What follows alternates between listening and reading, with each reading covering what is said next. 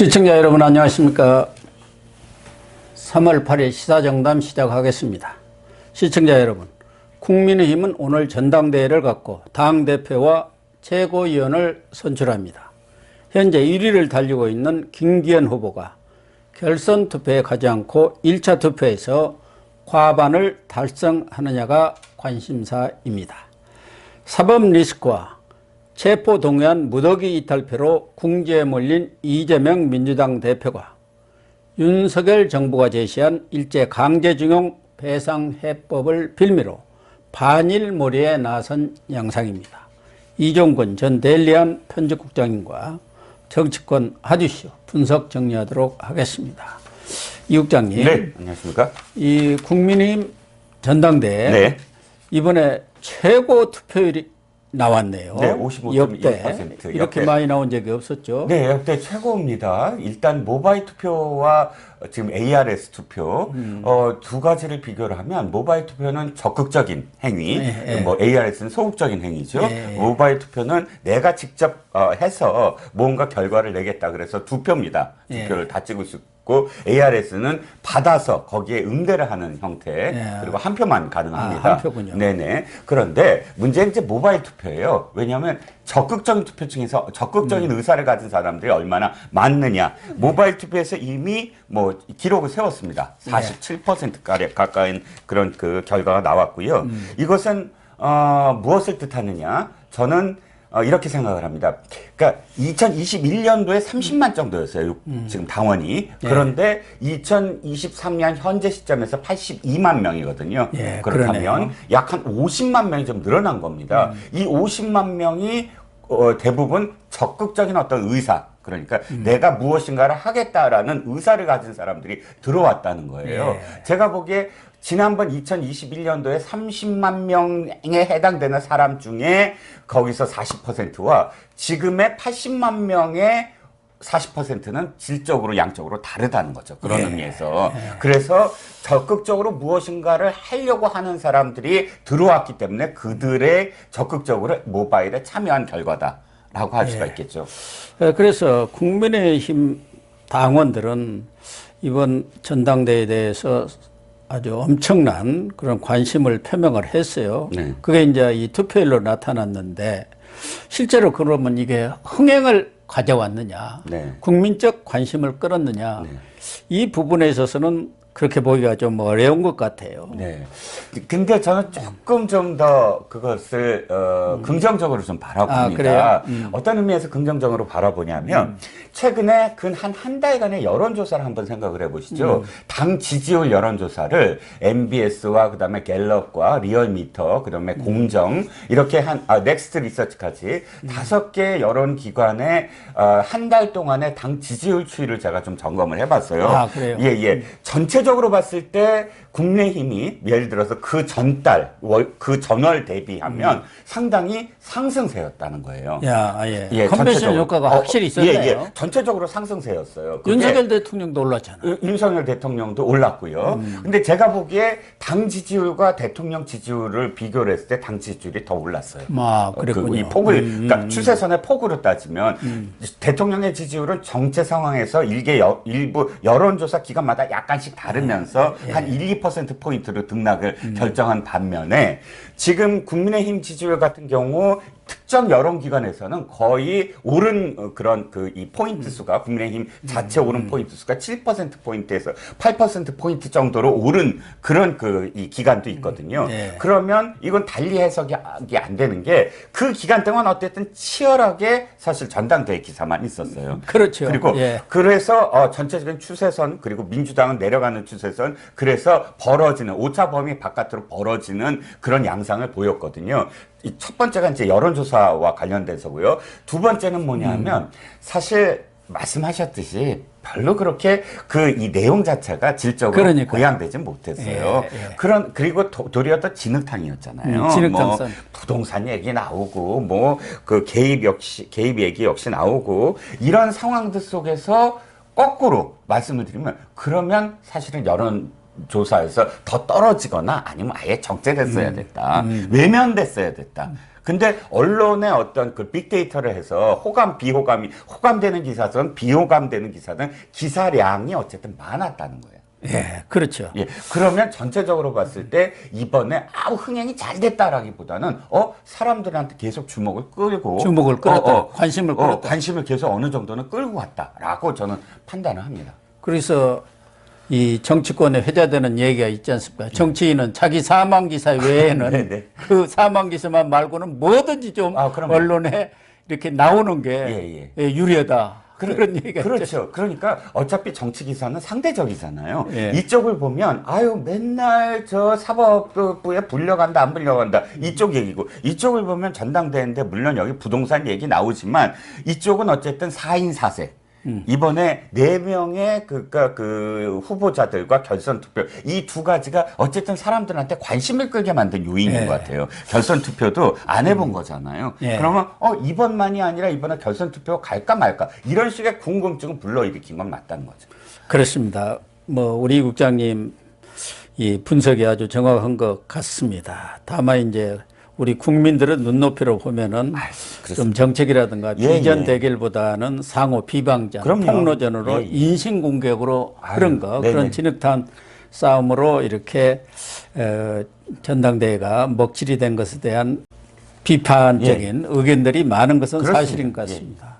이 마지막 날에까지도, 그러니까 7일까지도 안철수, 황교안 두 후보가 또 공동 기자회견을 해가지고 김기현 후보 사퇴를 요구했어요. 왜 그런 거죠? 지금 막판에 지금 불거진 이슈입니다. 바로 채팅방 논란이죠. 그러니까 지금 대통령실 소속의 이 직원이라고 표현돼요. 보니까 저기가 아니고, 그러니까 행정관. 행정관, 시민사회 수석. 저기 행정관에다가 아마 행정관 밑에 국장급 또 다른 그 밑이 있었던 것 같아요. 그래서 직원들이라고 표현되는 사람과 행정관급의 채팅방들이 있는데 거기에 개설 자체는 이 사람들이 하지 않았어요.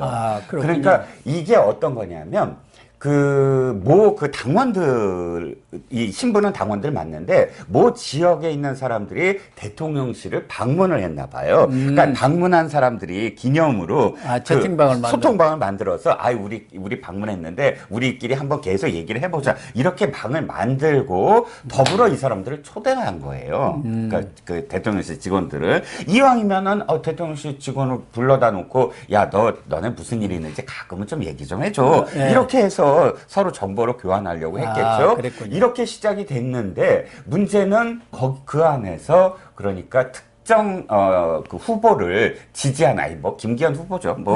특정 후보라고 말씀 안 드려도 다 아실 거니까 김기현 후보를 지지하는 그런 짤이라고 하죠. 그런 홍보물들을 막 올리고 거기에 그런 분위기를 몰아가니까 그 중에 있었던 한 사람이 제보를 한 거예요. 언론에. 그래 제보를 해갖고 나 지금 이 제보가 가족한테 해가 될지도 모른다 하면서 이제 제보를 했는데 이 세상에 무슨 가족한테 그거 제보했다고 그러겠습니까? 그런데 여기서부터 출발을 했는데 이게 불거지니까 안철수 후보가 나섰습니다. 이건 당연히 김기현 후보가 사퇴하고 지금 사퇴하라라고 며칠 전부터 계속 얘기했는데 문제는 이것 자체가 크게 비화되지가 않아요. 문제는 왜 그러냐면 이게 법에 위촉되지는 않거든요. 물론 이게 해석이 여러 가지가 있지만 그러나 선거법에 위촉이 되려면 그러니까 선출직 공직자를 뽑는 선거여야 되는데 이건 당직자 뽑는 거니까. 그렇죠. 당직자를 뽑는 거잖아요. 그러니까 국민들을 대상으로 하는 선출직 공직자라고 해석이 안 되니까 당내의 선거에서 이것이 준용될 수 있느냐라는 거 엄격하게 정치적 중립 의무를 표명할 수 있느냐의 여부가 있고 그러니까 이게 이슈가 크게 되지가 않는 거예요. 저쪽 당에서 얘기하지만 저쪽 당은 그러니까 이 민주당은 남의 당 얘기에 감나라 배나라 꼴이 되니 이게 비화가 안 되고 이러니까 극약 처방을 한 거죠. 안철수 후보와 지금 황교안 후보가 안 된다. 이건 고발을 한 거예요. 그 다음에는 강승규, 시민사회 수석을 고발을 합니다. 그러고 공수처에다 고발을 했는데 공수처에 그건 고발. 좀 지나친 거 아니에요? 서로 당내에서 이 경선 과정에서 좀 과열은 될 수 있지만 그렇죠. 그걸 가지고 또 공수처에까지 고발하는 것은 좀 과하다는 그런 얘기도 나오는 것 같아요. 서너 가지죠. 첫 번째는 공수처라는 조직이 뭡니까? 솔직히 예, 말씀드리면 그러니까. 이 정부에 있는 또는 정부를 지지하는 성격의 사람들이라면 공수처가 지금 하는 일 없이 밥만 정말 축내고 있는 상황 아닙니까? 예. 왜 있어야 되지 아니할 곳을 있는 불필요한 존재 그것을 굳이 공수처에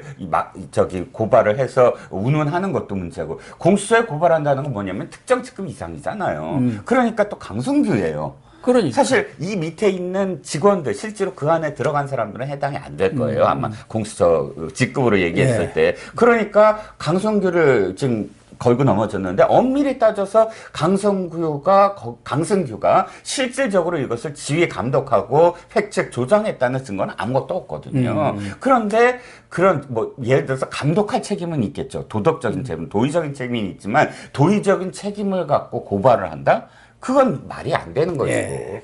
여러 가지로 사실은 저는 적절한 행위라고는 보지 않으나 그렇다고 지금 이 채팅방에서의 그런 그 언행들이 그런데 그럼에도 불구하고 이걸 법적인 그런 소송으로 끌고 간다? 그것도 선거 기간에서 이건 그야말로 선거에 이걸 이용하려는 목적으로밖에 안 보인다는 거죠. 그런데 안철수, 황교안 두 후보 그 공동회견에 천하람 후보는 또 참여를 안 했더라고요. 또 그렇죠? 생각이 좀 다른가요? 아마도 황교안 후보가 적극적으로 나선 것 같고요. 그리고 연대 얘기가 나왔어요. 그러니까 이게 지금 세 사람이 연대할 수 없잖아요. 결선 투표로 가면 결선 투표 직전에 연대의 한 방향이다라고 지금 보여져요. 그러니까 안철수와 천하람이 솔직히 황교안 후보보다 앞서고 있잖아요. 그러니까 황교안 입장에서는 천하람에나 줄까 안철수한테 줄까의 어떤 고민을 할 수밖에 없었죠. 내 표를. 그러면 이 의미는 고발하고 뭐하고가 문제가 아니라 그 다음 수순. 만약 안철수가 갔을 때 내 지지자들은 안철수한테 가고 그럼 이름으로써 예를 들어서 뭐 공천의 지분이라든지 이런 것들의 뭐 그 계약의 성격이 좀 강하죠. 저희가 지금 오전에 녹화를 하고 있는데 오후에 전당대회가 열리죠. 일정이 어떻게 되는 건가요? 네, 그렇습니다. 2시경부터 시작을 하는 것 같고요. 대통령이 축사도 하고 여러 가지 어떤 사전 퍼포먼스가 있고요. 실질적으로 결과는 4시 45분부터 5시 사이에 결과 발표가 일괄적으로 그냥 당 대표부터 최고위원, 청년 최고위원까지 일괄적으로 발표하는 것으로 알려졌습니다. 그래서 이제 관심사는 과연 오늘 당 대표가 선출이 될 것이냐, 네. 아니면은 과반을 넘는 후보가 없어서 12일이죠. 네. 12일까지 결선 투표가 가느냐 이거 아니겠습니까? 네. 우선 당 대표 이 그동안의 경과를 쭉 보셨으니까 네. 어떠한 상황입니까 지금? 네, 일단 그러니까 여론조사 특히 이제 당을 지지하는 국민의힘의 지지층에서의 여론조사만 놓고 봤을 때 김기현 후보가 45% 내외로 고르게 계속 나오고 있고 그 다음에 문제는 2위부터 4위까지가 조금씩 계속 출렁거렸어요. 그 출렁거림이 처음에 저희가 지금 여론조사와 관련돼서 경선의 구도를 얘기할 때 2강 2중이라고 얘기했거든요. 그래서 주로 양강 구도라고 얘기했어요. 양강 구도라고 얘기했을 때는 김기현 후보와 안철수 후보가 고르게 오차범위 내에서 김기현 후보가 앞서고 있는 정도로 출발을 했거든요. 문제는 안철수 후보의 급락. 네. 이 눈에 띕니다. 안철수 후보가 20% 내외, 그러니까 그 30% 내외에서 40에서 오차범위 내였는데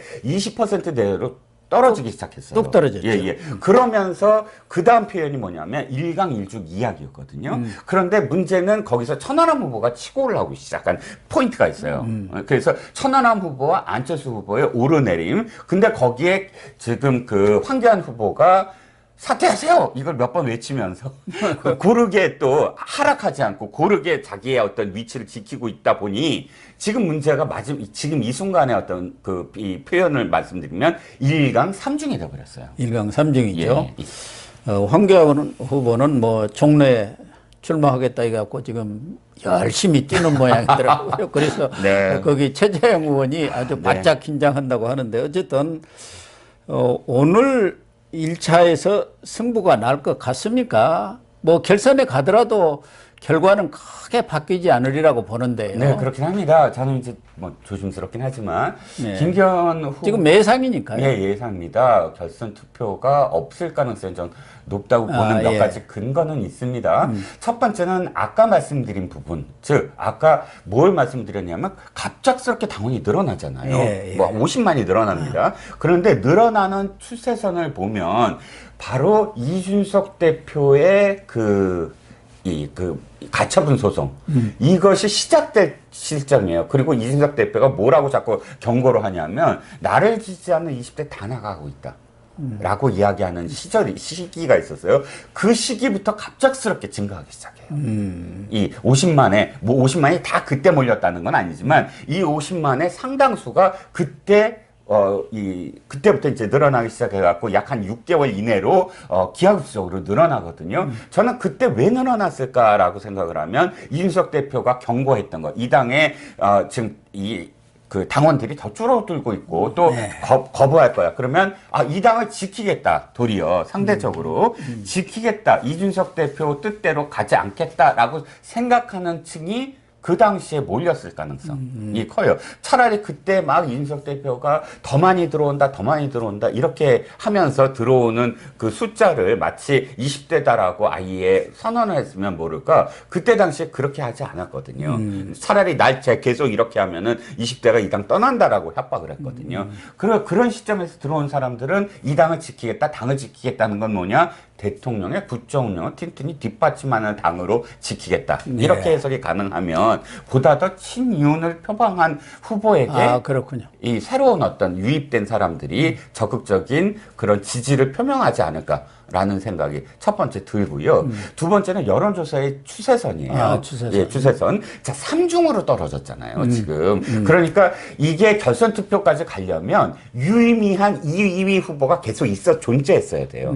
그래갖고 3, 4위 후보를 생각을 갖고 있었던 사람들이, 지금 내가 3, 4위 후보를 계속 주면 2위 후보, 그러니까 이 결선 투표가 안 될 수도 있어. 2위 후보가 존재하니까 내가 2위 후보한테 줘서 양쪽 좀 싸움을 붙여야 돼. 라고 생각을 해서 2위 후보가 언제나 존재가 3, 4위 후보보다 조금은 떨어진 상태로 계속 유지가 돼야지 결선 투표로 갈 수가 있는 상황이거든요. 근데 문제는 1강 3중으로 됐다는 거예요.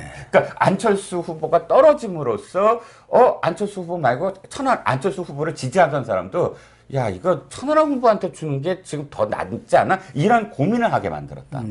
그러니까 이런 구도가 고르게 지금 이 3중으로 나누어지면서 3분할돼서 차라리 1강 3중에는 1강이 더 유리한 구도가 될 가능성이 크다는 거예요.